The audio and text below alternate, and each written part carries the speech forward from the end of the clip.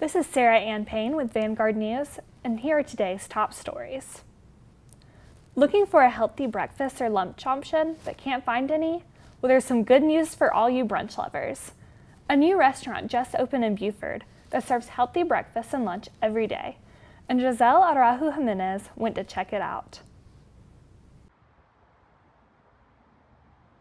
A brand new restaurant called First Watch opened in Buford this past weekend. It serves breakfast and lunch from 7:30 a.m. to 2:30 p.m., 7 days a week. I spoke to one of the general managers, Charles Rowling, about what specific types of food they serve here. We do the whole menu all day long, from fresh omelets and waffles and pancakes to soups, salads. We fresh squeeze our own juice every morning, so it's just an elevated breakfast with a lot more chef-driven concepts like avocado toast. We got some chia seed pudding on the menu. Just a much nicer, better breakfast. I also spoke to several customers about what they enjoyed most about eating here. It's like healthy, but also enjoyable food. Delicious, healthy. It made me feel very healthy. I mean, I feel comfortable. I tried the Floridian French toast. It had a lot of fruits on it, and the bread is so nice. It's very crisp, you know, with the syrup. It's so good. It's the type of food you would want to eat every day. Rawlings also explained why he chose Buford for this company and what it brings to the community. So we actually decided on Buford. It's an incredible community. It's part of the growing Metro Atlanta area, and Buford actually needed a nice local breakfast restaurant. They've got so many great fast food options that we needed to come in and fill that role for the Mall of Georgia area. We're surrounded by a lot of great retailers and commercial space, and we thought it'd be a really good environment to get involved in. This is Giselle Araujo Jimenez with Vanguard News. UNG had its annual Relay for Life bake sale this past Valentine's Day. Many different treats and snacks were being sold for $1, giving all the proceeds to the American Cancer Society, which also supports the Ronald McDonald Foundation through cancer patients' transportation costs. Come get something for your Valentine. It's $1. Many students stopped by to look at all of the treats, and some of them picked out more than one to help out the good cause. Girl Scout cookies have been a favorite among college students for years. But do they really know the classic cookies? Vanguard News went around campus to see if students could tell the difference between Girl Scout cookies and knockoffs during a blindfolded taste test.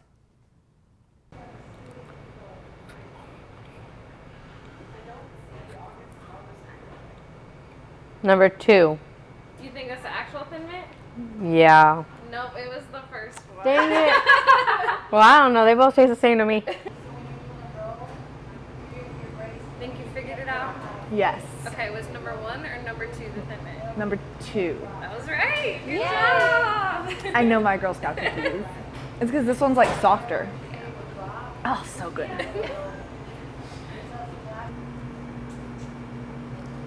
Okay. Let me try one. Okay, 2.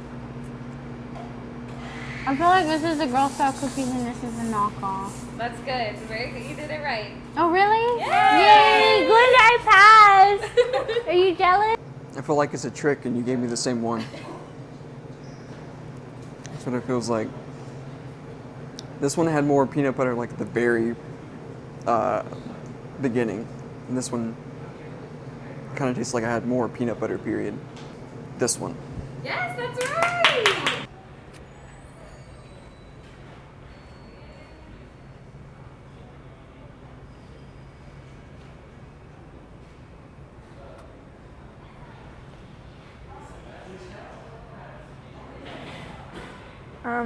I think it's number 1. That's right. Nice. So why did you think that number 1 was the Because it's thicker. Nice. This is a lot thinner. I don't think this one's it, but I'm going to try the other one.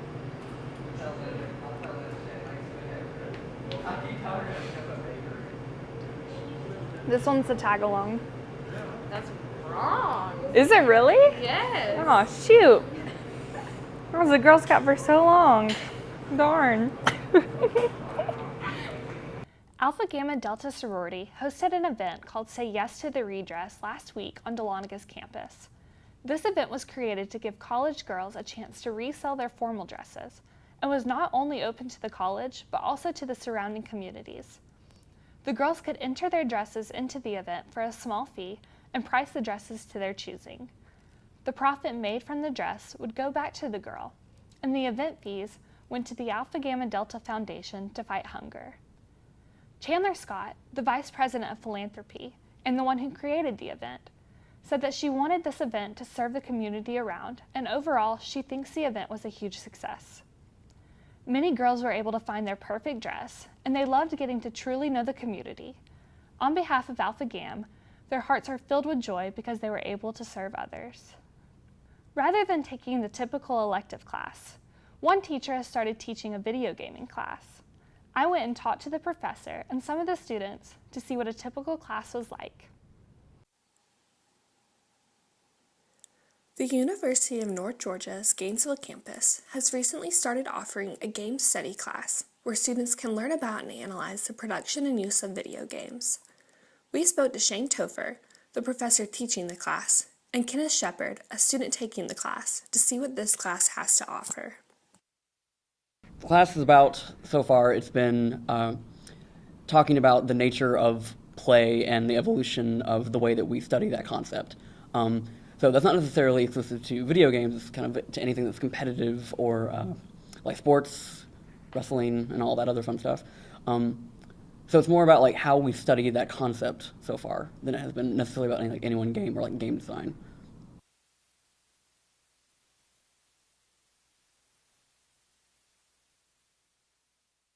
I am really excited about this class, mostly because of the enthusiasm of some of the students. Like there's a chance for so many people to talk about video games that they may not be getting in other classes about media. You know, and video games are a significant part of that media landscape. So I enjoy it for that probably most of all, just the student involvement. And then, as I'm saying this answer off the top of my head as well, I also have to admit that there's something satisfying about pushing, you know, opening things up a little bit and offering a different class than what's around, you know, at this stage, at least here.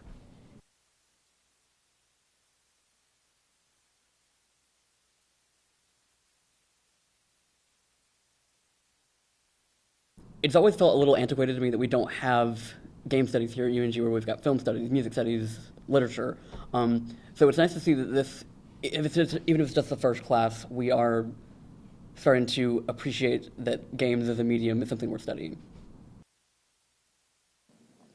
This is Sarah Ann Payne reporting for Vanguard News.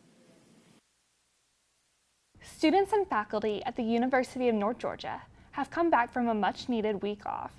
Instead of asking students what they did over spring break, Vanguard reporter Chelsea Kotson went around campus asking professors what they did on their week off.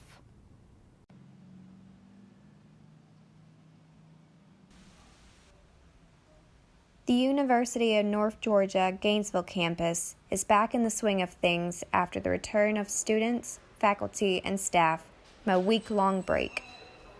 During the middle of March, UNG has their spring break, which is the best time of the semester according to the students. It gives students a much-needed break from the busy spring semester. Whether it's traveling to the beach or driving to the mountains, spending time with family and friends, traveling to a different country or state, or simply just staying at home. It's a nice break away from the busy spring semester. Now that the semester is back in session from spring break, I was interested to know what professors did during the week off. I went around the Nesbitt building to ask professors what they did.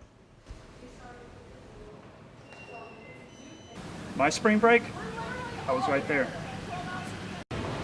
I did mostly nothing other than relaxing. I did some class prep, but I also wrote. What did I do? I worked in the garden and I spent time with my son. And that's about it. This is Chelsea Kotson reporting for Vanguard News.